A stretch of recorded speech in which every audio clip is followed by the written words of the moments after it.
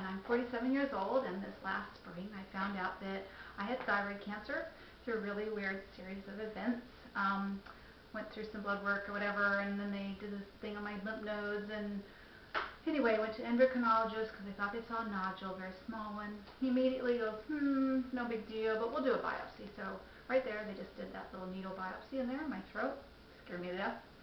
And a couple days later, call me, and I had hamburger all over my hand. I'm trying to pick him up the phone. We're in the process of moving and gutting our house, and we were living in a temporary place, and he just tells me on the phone, you have cancer.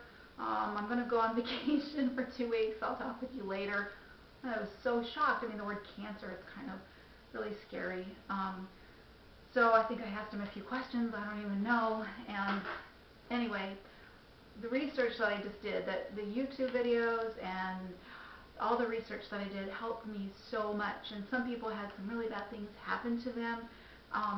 By listening to their story, I was able to help myself at least better. I didn't have some of the problems that these other people had, and so that's why I wanted to make this video, is just to encourage people and tell you about my story. So anyway, of course, all these surgeons are on vacation, and one thing that I did, well, my son is an ICU nurse at a hospital, and we have a friend that's a kidney specialist, and they immediately said, they told me the name of a surgeon that I should have, absolutely. He was an ENT surgeon. He has a great team, and so anyway, it's just important that you get an ENT. You can go online and you can actually see how many surgeries they do a year, and it makes a huge difference. It's a very delicate surgery, even though they kind of downplay it.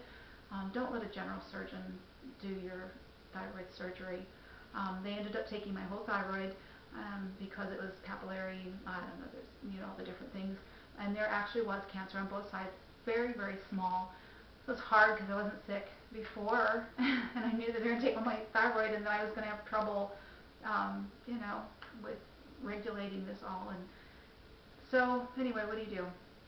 But my son is an ICU nurse, and a couple weeks after my surgery, he was taking care of this woman, young woman, a lot younger than I was, who had had a general surgeon take her thyroid out, and she had a paralyzed vocal cord and throat. She was trached, and she was in ICU. And he said she wasn't doing very well. So that's scary, So try to find an ENT surgeon. So anyway, I had my surgery September 3rd, and of course I was scared, didn't want to do it. When I first came out, I had a hard time swallowing. I had a hard time swallowing, and they just, oh, it's the tube. But it really wasn't the tube. I still have trouble. Now it's been almost 2 months, so it's a lot better, but I still have numbness, and my muscles definitely do not feel the same. It feels like it's stretching. My scar, I'm not really worried about the scar. I put vitamin E oil on it, and we'll keep it out of the sun and that sort of thing. The scar is pretty good. I know I've seen some people with their scars like way out here, but that goes away, but the inside troubles me a little bit, my voice. And everything. It's hard to sing, hard to swallow. It feels like someone socked me. I feel like I have a great big lump in my throat, like I swallowed a great big piece of peanut butter bread, and no water, and it's just stuck there. But it is getting a little better. So that's just part of the surgery. You have to be aware of that. They probably tell you that when you go in.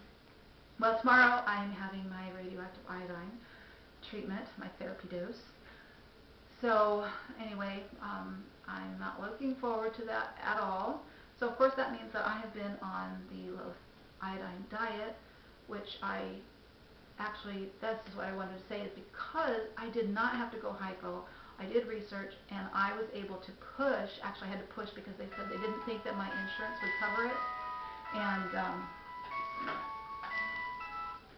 but anyway, I did get my insurance. I asked the doctor, and I said, well, a lot of it is how you deal with it and what you say. And so I was able to get it. It came to my house, so I was afraid that I wouldn't get it scheduled just right, so I immediately started on the diet. Well, anyway, I've been on this diet for like 3 weeks, and so today I cheated. I just went crazy because they said, oh no, you have to go be on it for another week throughout this whole treatment. So anyway, I ate a ginger cookie and a bite of moon pie and a piece of cheese because I want cheese. So anyway, this is my friend. This is Heinz no salt ketchup. I ended up putting it on absolutely everything. My potatoes, I eat the same thing like every single day.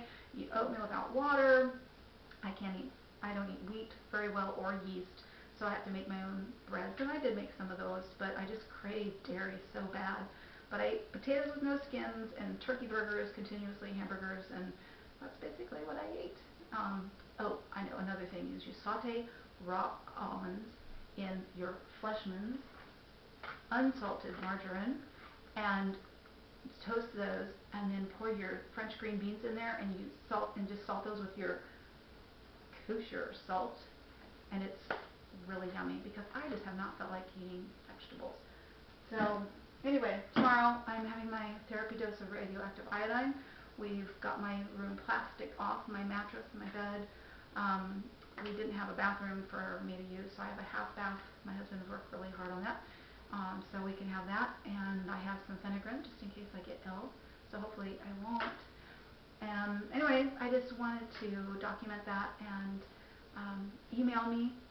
I'd love to hear from you. It helped me so much just to watch people. And so anyway, my husband is home, and I will go, and I'll let you know how this radioactive iodine treatment goes. And yuck, but here I go. Bye.